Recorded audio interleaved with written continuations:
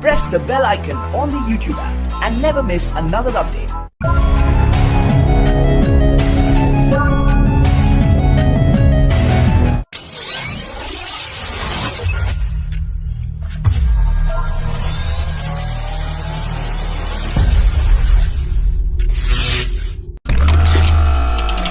Organizers of BIAS 2018 have announced that several major companies have confirmed and signed up for forthcoming International Air Show, which will be hosted in Kingdom of Bahrain from 14 to 16 November 2018. 2016 BIAS saw the international debut of Tejas fighter jet, India's light combat aircraft, which received wide-scale appreciation from participants due to its excellent air display. India is yet to confirm if India's light combat aircraft will participate in BIAS 2018. In 2016, India agreed to send its light combat aircraft due to several requests made by BIAS officials, and somewhere, even from the highest levels of the kingdom. China has opened a 409 km new expressway, costing about $5.8 billion, which links Tibet's provincial capital Lhasa with Ningxi, which is close to Indian border. The 409 km toll-free expressway has linked the two major cities, which are also tourist attractions in Tibet. The expressway cuts the travel time between Lhasa and Ningxi from 8 to 5 hours at a speed limit of 80 km per hour. Most of the expressways in Tibet are also compatible for military equipment, providing advantage for the Chinese military to move its troops and weaponry faster. The huge infrastructure development in Tibet also prompted India to ramp up infrastructure on its side.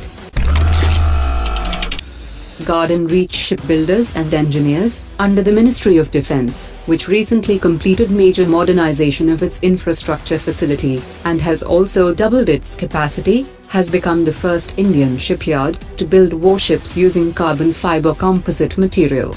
An official said, integrating the carbon composite superstructure with the steel hull has helped to reduce the total weight of the vessel and has increased its stealth capability. The shipyard has incorporated this technology in its ongoing project of 3rd and 4th anti-submarine warfare corvettes being built for the Indian Navy. One of the oldest airbase of the Indian Air Force is getting a lot of upgrades as it prepares to welcome the country's newest fighters, the French Rafale fighter jets, which is the first new combat jet to be inducted in close to 20 years. A French team has already visited the airbase, and a preliminary study has been completed.